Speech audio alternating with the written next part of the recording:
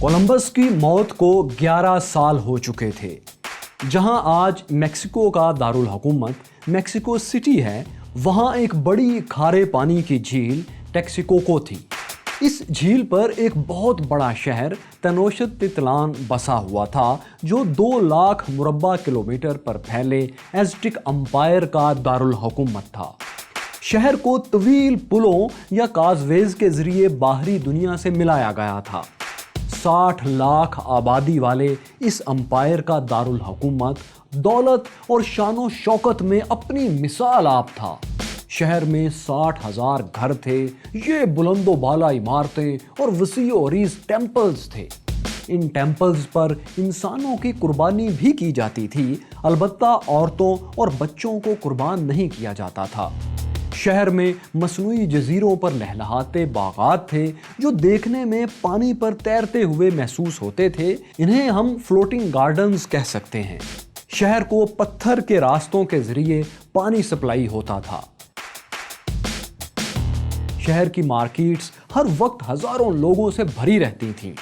یہاں کی جھیلوں اور ندیوں میں سونا بہتا تھا، جسے پانی چھان کر نکالا جاتا تھا اور پگھلا کر استعمال کیا جاتا تھا۔ صدیوں سے یہاں آباد یہ لوگ جنگجو تو بہت تھے، لیکن اپنے کچھ اصولوں اور کچھ توہم پرستیوں کے باعث مارے گئے۔ ان کے یہ اصول اور توہم پرستیاں کیا تھیں؟ امریکہ میں ایک اور عظیم تہذیب انکا سویلائزیشن کہاں غائب ہو گئی؟ میں ہوں فیصل وڑائچ اور دیکھو سنو جانو کی ہسٹری آف امریکہ میں ہم آپ کو یہی سب دکھا رہے ہیں۔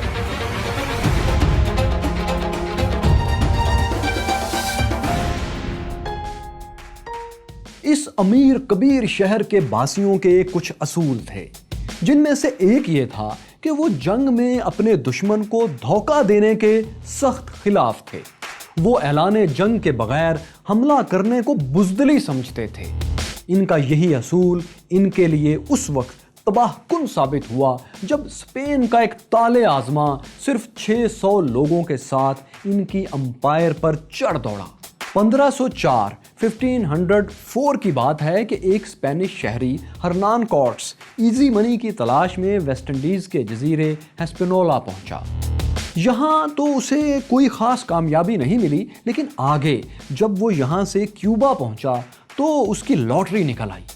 وہ یوں کہ کیوبا کے جزیرے میں اسپینش ورنل ڈیگو نے کورٹس کو حکم دیا کہ وہ ایک فورس تیار کر کے میکسیکو جائے اور وہاں ایک اسپینش کالونی بسائے، جو ظاہر ہے اسی گورنر کے ماتحت ہونا تھی۔ اسی حکم پر 18 فروری 1519 کو کورٹس اپنے 608 سپاہی اور ملاحوں کو لے کر 11 بحری جہازوں پر کیوبا سے روانہ ہو گیا۔ جلد ہی یہ جہاز میکسیکو کے ساحلی علاقے ٹباسکو سے ہوتے ہوئے موجودہ ساحلی شہر ویرا کروز تک پہنچ گئے۔ یہ شہر ایزٹک امپائر کی حدود ہی میں شامل تھا۔ 600 لوگوں کی چھوٹی سی فوج کی لینڈنگ کو ایزٹکس نے اپنے لیے کوئی خطرہ محسوس نہیں کیا، کیونکہ وہ خود 60 لاکھ کا امپائر تھے، 6 ملین پیپل کا، اور وہ خود کو طاقتور بھی بہت سمجھتے تھے۔ اسی طرح کورٹس بھی اپنے فائر آرمز کے بلبوتے پر، اپنی گنز کے بلبوتے پر ایزٹکس کی طاقت کو کچھ زیادہ نہیں سمجھتا تھا۔ لیکن یہاں اصل نقصان ایزٹکس کو فائر آرم سے نہیں بلکہ اپنی توہم پرستی کی وجہ سے اٹھانا پڑا۔ ایزٹکس میں 300 برس سے ایک لیجنڈ مشہور تھی کہ ان کا ایک دیوتا جو دنیا سے جا چکا ہے وہ ایک روز واپس آئے گا۔ تو جب ہرنان کورٹس ویرا کروز کے ساحل پر اترا اور اپنے ساتھ زنجیروں سے بندھے ہوئے گھوڑے بھی لایا، اب گھوڑے اس خطے کے لوگوں نے پہلے نہیں دیکھے تھے، اسی لیے ایزٹکس نے یہی سمجھا کہ ان کا دیوتا واپس آ گیا ہے۔ چنانچہ مقامی لوگ اسپینش حملہ آوروں کا مقابلہ کرنے کے بجائے الٹا انہیں کھانے پینے کا سامان اور ضروری جغرافیائی معلومات فراہم کرنے لگے۔ ان لوگوں سے کورٹس کو ایزٹیک امپائر کی طاقت اور کمزوریوں کا بہت اچھی طرح علم ہو گیا۔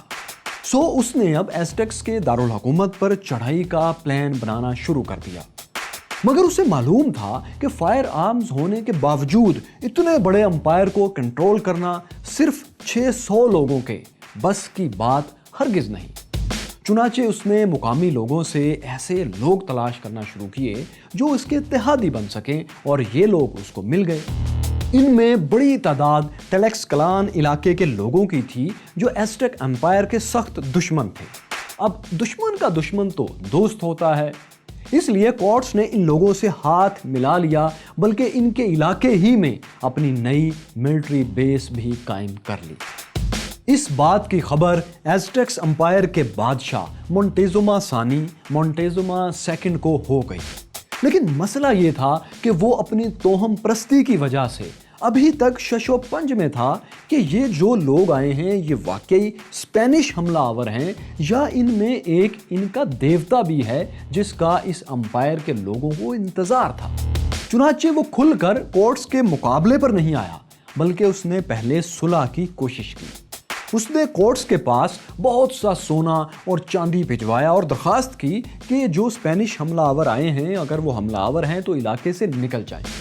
اس نے کورٹس کو سونے سے بنا ایک سورج کا 6.5 فٹ چوڑا فریم بھی بھیجا، جس کے ساتھ چاندی کا ایک چھوٹا سا فریم الگ سے تھا جو چاند کی علامت تھی۔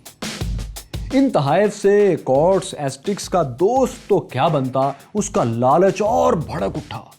اس نے قاصدوں کے ہاتھ، جو میسنجرز تھے ان کے ہاتھ، اپنا ہیلمٹ مونٹیزوما کے پاس بھیجا اور کہا کہ آپ اس میں کچھ اور گولڈ دے دیجئے، کیونکہ اس کے لوگوں کو، ہمارے لوگوں کو ایک ایسی بیماری ہے جو صرف سونے سے دور ہو سکتی ہے۔ مونٹیزوما نے جواب میں حاتم طائی کی قبر پر لات مارتے ہوئے ہیلمٹ کو سونے کے ذرات سے لبالب بھر دیا۔ جب ہیلمٹ کورٹس کے پاس پہنچا سونے سے بھرا ہوا تو اسے یقین ہو گیا کہ ایزٹیکس کے پاس لامتناہی سونا ہے، بہت زیادہ سونا ہے۔ اب اس نے چالاکی سے مونٹیزوما کو پیغام بھیجا کہ وہ جنگ نہیں چاہتا، بس ان کے دارالحکومت کا وزٹ کرنا چاہتا ہے، ایک بار دیکھنا چاہتا ہے اندر سے۔ ایزٹیک بادشاہ نے اس وزٹ کی اجازت دے دی۔ نومبر 1519 میں کورٹس اپنے 600 ساتھیوں اور 1000 ٹلیکسکلان جنگجوؤں کے ساتھ شہر میں داخل ہو گیا۔ مونٹیزوما نے خود شہر سے باہر نکل کر اس کا استقبال کیا اور اسے اپنے محل میں ٹھہرایا، مگر کورٹس نے اس مہمان نوازی کا جواب یوں دیا کہ مونٹیزوما کو اس کے محل ہی میں یرغمال بنا لیا۔ وہ ایسے دوستوں کہ محل کے اندر بادشاہ کے گرد بندوقوں والے اسپینش حملہ آور پھرتے رہتے تھے، اسے باہر جانے کی اجازت نہیں دیتے تھے۔ بظاہر بادشاہ آزاد تھا، میزبان تھا، لیکن اصل میں وہ کورٹس کا قیدی بن چکا تھا۔ اسپینش قیدی بادشاہ سے زبردستی آرڈرز کروا کر باہر سے سونا اور دوسری چیزیں محل کے اندر منگواتے اور مختلف کمروں میں ڈھیر لگاتے چلے جاتے، حتیٰ کہ محل کی ایک دیوار بھی توڑ کر اس کے پیچھے موجود بہت سا سونا، کئی قیمتی مجسمے اور دوسرا سامان بھی لوٹ لیا گیا۔ اگر کورٹس کو کچھ اور وقت مل جاتا تو وہ ایزٹیکس کو بالکل کنگال کر کے خاموشی سے اپنی راہ لیتا، مگر اچانک اس پر ایک مصیبت آ پڑی جس سے اس کا یہ سارا کھیل کچھ دیر کے لیے چوپٹ ہو گیا۔ تو مائی کیوریس فیلوز، دراصل کورٹس کو تو کیوبا کے گورنر نے اپنا نمائندہ بنا کر یہاں بھیجا تھا، لیکن کورٹس نے ویرا کروز میں جو کالونی قائم کی تھی اس پر گورنر کا حق تسلیم کرنے کے بجائے وہ خود وہاں کا گورنر بن بیٹھا تھا، اس کا اعلان کر بیٹھا تھا۔ اسی لیے کیوبن گورنر نے اسے گرفتار کرنے کے لیے ایک نئی فوج اس کے پیچھے میکسیکو بھیج دی تھی۔ کورٹس کو اس فوج کی آمد کا علم ہوا تو وہ اپنے 80 ساتھیوں کو محل میں بادشاہ کی نگرانی کے لیے چھوڑ کر باقیوں کے ساتھ مقابلے کے لیے چل پڑا۔ اس نے ساحل پر پہنچ کر نئی فوج کو جو گورنر نے بھیجی تھی نہ صرف یہ کہ شکست دے دی، بلکہ اس فوج کے زیادہ تر سپاہیوں کو گرفتار بھی کر لیا۔ پھر اس نے ان گرفتار سپاہیوں کو بھی سونے کا لالچ دے کر ان کی وفاداریاں خرید لی۔ اب اس کے پاس اپنے ساتھیوں، اپنے پہلے سے موجود سپاہیوں کو ملا کر کل 1400 لوگوں کی ایک چھوٹی سی اچھی خاصی فورس بن چکی تھی۔ وہ اپنی کامیابی پر خوش تھا، مگر جب وہ تنوشتلان واپس پہنچا تو یہ دیکھ کر حیران رہ گیا کہ وہاں بازی پلٹ چکی ہے۔ کورٹس کے ساتھی ایزٹیکس کے محاصرے میں آ چکے تھے اور یہ محاصرہ کئی روز سے جاری تھا۔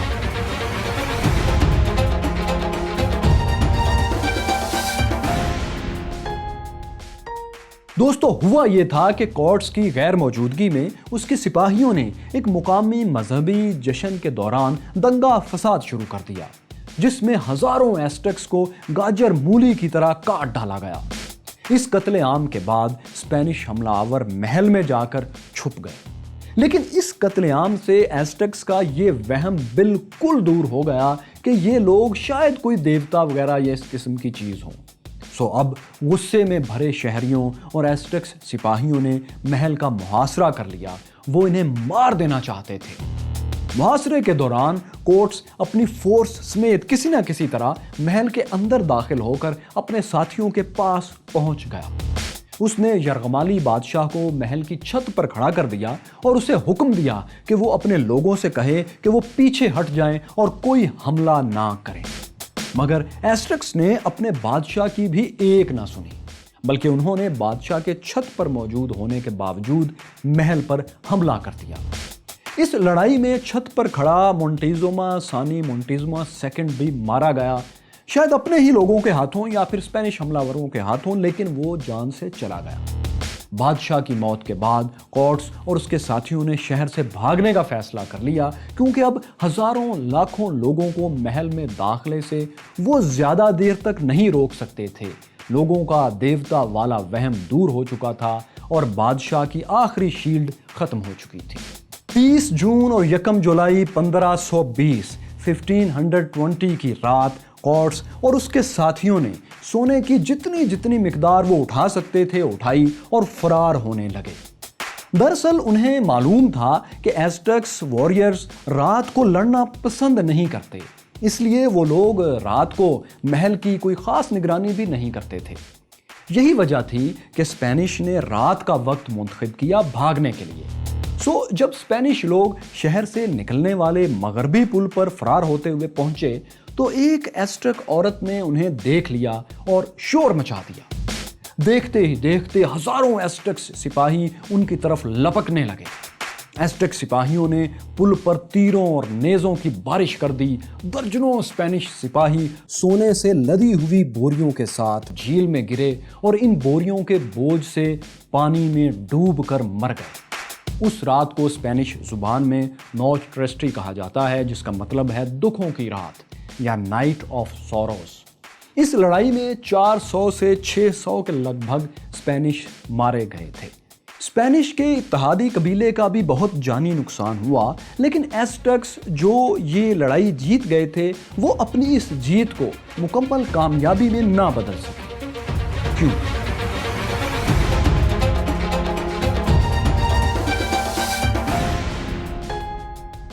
مائی کیورس فیلوز، ایزٹیکس نے نائٹ آف سوروز میں اسپینش فورس کی کمر توڑ دی تھی، مگر ان کا سرغنہ یا لیڈر ہرنان کورٹس جان بچا کر نکل گیا۔ یہی نہیں بلکہ اس نے ایک لڑائی میں اپنا تعاقب کرنے والے ایزٹیکس کو بھی شکست دے دی۔ ٹیلیکس کلان پہنچ کر اس نے اپنے اتحادی مقامی لوگوں کی مدد سے دوبارہ لڑائی کی تیاریاں شروع کر دی۔ اس بار اس نے ایزٹیکس پر حملے کے لیے کشتیاں اور نئی توپیں خاص طور پر تیار کروائیں۔ کورٹس اگلے برس یعنی 1521 تک 1521 تک جنگی تیاریوں میں لگا ہوا تھا، لیکن اس دوران ایزٹیکس کے ساتھ برا یہ ہوا کہ وہاں چیچک کی وبا پھیل گئی۔ دراصل اس بیماری کے جراثیم یہی اسپینش حملہ آور اپنے ساتھ لائے تھے، جو ایزٹیکس امپائر میں بھی انہی کی وجہ سے پھیل چکے تھے۔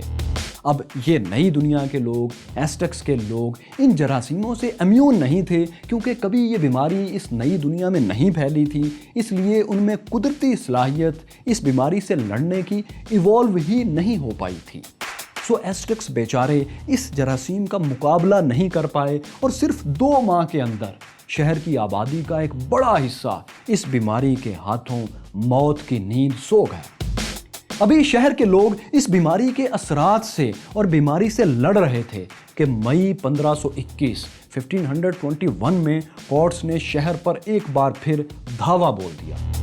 اس کے سپاہی خشکی اور پانی دونوں طرف سے شہر پر حملہ آور ہو گئے۔ پہلے کشتیاں پانی میں اتاری گئیں۔ ایزٹیکس کی چھوٹی چھوٹی کشتیوں کے مقابلے میں یہ بڑی بڑی کشتیاں تھیں اور ان پر اسلحے سے لیس، فائر آرم سے لیس سپاہی تعینات تھے۔ چنانچہ اس نیول فوج نے جھیل میں ایزٹیکس کی مزاحمت کو جلد ہی کچل کر رکھ دیا۔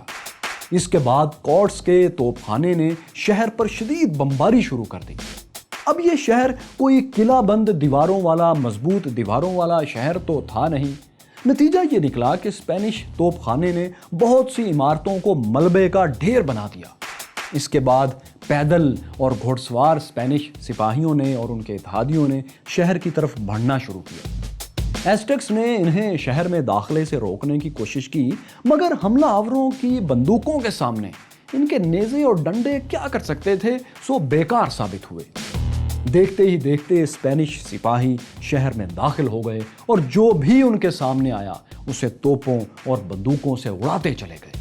لیکن اس دوران ایزٹیکس نے بہادری سے اپنے شہر کی ایک ایک گلی اور ایک ایک مکان کا دفاع شروع کر دیا تھا، اور ایک ایک گلی اور ایک ایک مکان میدان جنگ بن چکا تھا۔ ہر بلڈنگ پر قبضے کے لیے اسپینش فورسز کو سخت لڑائی لڑنا پڑ رہی تھی۔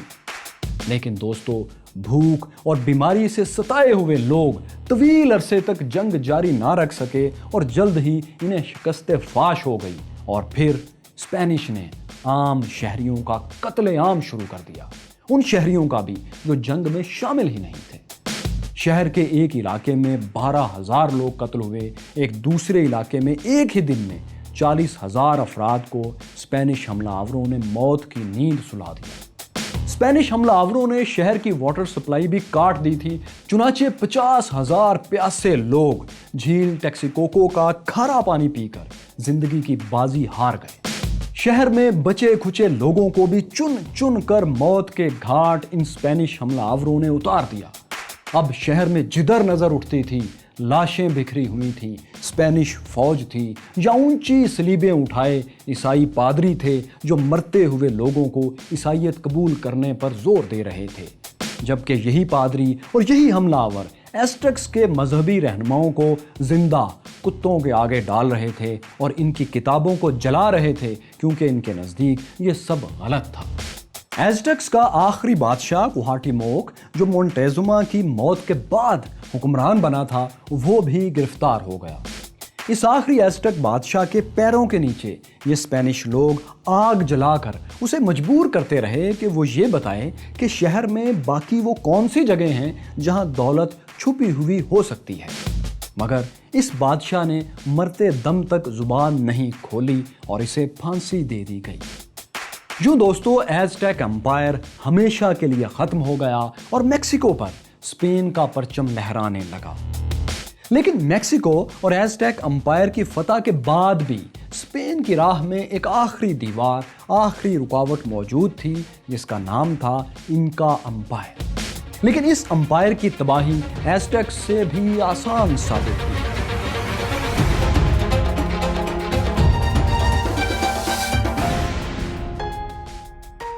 ایزٹیک امپائر 1521 میں ختم ہوا تھا۔ اس کے 10 برس بعد اسپینش فورسز نے انکا امپائر پر بھی دھاوا بول دیا۔ اب انکا امپائر تو ایزٹیک سے بھی بہت بڑا امپائر تھا۔ 1,20,00,000 سے زائد آبادی والے اس امپائر کی حدود ایکواڈور سے چلی تک پھیلی ہوئی تھی۔ اس کا دارالحکومت کازکو پیرو کے علاقے میں تھا۔ مگر جب اسپینش فورسز یہاں پہنچیں تو انکا امپائر کا بادشاہ ایتاہوالپا ایک دوسری جنگ کی وجہ سے اپنی 80,000 فورسز کے ساتھ 80,000 جنگجوؤں کے ساتھ پیرو کے قصبے کجامارکا میں ٹھہرا ہوا تھا۔ اسپینش فورسز کا کمانڈر فرانسسکو پیزارو تھا اور اس کے پاس صرف 180 سولجرز یا ساتھی تھے۔ یہ فورس ہرنان کورٹس کی اس فوج سے بہت چھوٹی تھی جس نے ایزٹیک امپائر فتح کیا تھا۔ مگر جناب، یہ فرانسسکو پیزارو جو تھا، یہ مکاری اور دغابازی میں کورٹ سے کئی ہاتھ آگے تھا۔ وہ جانتا تھا کہ ان کا فوج کا مقابلہ وہ نہیں کر سکتا، چنانچہ اس نے بادشاہ کو پیغام بھیجا کہ وہ اس کی دعوت کرنا چاہتا ہے۔ ایتاہوالپا بھی ایزٹیکس کی طرح اسپینش لوگوں کی مکاری نہ سمجھ سکا۔ وہ 5,000 غیر مسلح لوگوں کے ساتھ، ان آرمڈ سولجرز کے ساتھ پیزارو پر اعتماد کر کے اس کی دعوت میں شریک ہونے آ گیا اور یوں ان کے بچھائے جال میں پھنس گیا۔ بادشاہ نے جس جگہ سے گزر کر پیزارو کے کیمپ میں آنا تھا اس کے ارد گرد پیزارو نے اپنے سپاہیوں کو چھپا دیا۔ جب انکا امپائر کے بادشاہ کی سواری قریب آئی تو پیزارو نے ایک پادری ونسنٹ کو بادشاہ کے پاس بھیجا۔ ونسنٹ نے بادشاہ سے کہا وہ عیسائی ہو جائے اور اسپین کے بادشاہ چارلز V کی اطاعت قبول کر لے۔ ایتاوالپا نے سختی سے انکار کر دیا۔ بادشاہ کے انکار پر پادری نے پیزارو کو پیغام بھیج دیا کہ وہ لوگ عیسائیت قبول کرنے پر اور چارلز V کی اطاعت قبول کرنے پر تیار نہیں۔ سو پیزارو نے قتل عام کا حکم دے دیا۔ اس کے آدمیوں نے نہتے نیٹو امریکنز پر فائر کھول دیا اور کچھ گھڑ سوار سپاہی تلواروں کے ساتھ ان لوگوں پر ٹوٹ پڑے۔ 5000 نہتے لوگوں کو 1 گھنٹے کے اندر بے رحمی سے چند لوگوں نے قتل کر دیا۔ بادشاہ کی پالکی الٹ کر اسے زندہ گرفتار کر لیا گیا۔ پھر پیزارو نے بادشاہ کو مجبور کر کے اس کی رہائی کے بدلے انکا امپائر سے اتنا سونا منگوایا کہ ایک پورا کمرہ سونے سے لبالب بھر گیا۔ لیکن یہ تاوان کا سونا حاصل کر کے بھی انہوں نے بادشاہ کو نہیں چھوڑا، بلکہ ایک نئی شرط رکھ دی کہ اگر ایتاوالپا عیسائیت قبول کر لے تو اسے اسپین کے شہنشاہ سے معافی دلوا کر چھوڑ دیا جائے گا۔ ایتاوالپا نے جان بچانے کے لیے عیسائیت بھی قبول کر لی، لیکن اسے معافی پھر بھی نہیں ملی بلکہ موت ملی۔ ایسی تاریخی پینٹنگز موجود ہیں جن میں یہ دکھایا گیا ہے کہ ایتاوالپا کی گردن میں شکنجا ڈال کر اسے موت کے گھاٹ اتار دیا گیا تھا۔ بادشاہ کی موت کے بعد انکا امپائر کا حشر بھی وہی ہوا جو ایزٹیکس کا ہوا تھا۔ یہ علاقہ بھی جلد ہی اسپینش کنٹرول میں چلا گیا۔ امریکہ میں یہی دونوں امپائرز یعنی انکا اور ایزٹیکس ہی تھے جو یورپین حملہ آوروں کا مقابلہ کرنے کی کچھ نہ کچھ صلاحیت رکھتے تھے۔ لیکن ان کے یوں مٹ جانے کے بعد پورے امریکہ میں یورپینز کو روکنے والا اب کوئی ایک امپائر، ایک شہر یا ایک سلطنت نہیں تھی۔ اگلی چند دہائیوں کے دوران میکسیکو سے لے کر نیچے ارجنٹائن تک امریکہ کا ایک بڑا علاقہ اسپین کے قبضے میں جا چکا تھا، جبکہ پرتگال نے بھی برازیل میں اس وقت تک قدم جما لیے تھے۔ پھر 1606 میں ایسا ہوا کہ 3 برطانوی جہاز ایک قافلے کی شکل میں شمالی امریکہ کی طرف بڑھ رہے تھے۔ یہ جہاز اس نئی دنیا میں، امریکہ میں، ایک ایسے ملک کی بنیاد رکھنے جا رہے تھے جس نے آنے والی چند صدیوں میں دنیا کی واحد سپر پاور بننا تھا۔ یونائٹڈ اسٹیٹس آف امریکہ کی تعمیر اب شروع ہونے والی تھی۔ یہ سب ہم آپ کو دکھائیں گے لیکن ہسٹری آف امریکہ کی اگلی اقساط میں۔ اس دوران آپ میں سے جو یہ نہیں جان سکا کہ 11,000 سال تک امریکہ لاپتہ بر اعظم کیوں رہا، وہ یہ جان سکتا ہے بہت آسانی سے۔ بس یہاں کلک یا ٹچ کر دیجئے۔ یہاں اور یہاں محمد بن قاسم اور راجہ داہر کی تاریخی جنگ کی کہانی ضرور دیکھیے۔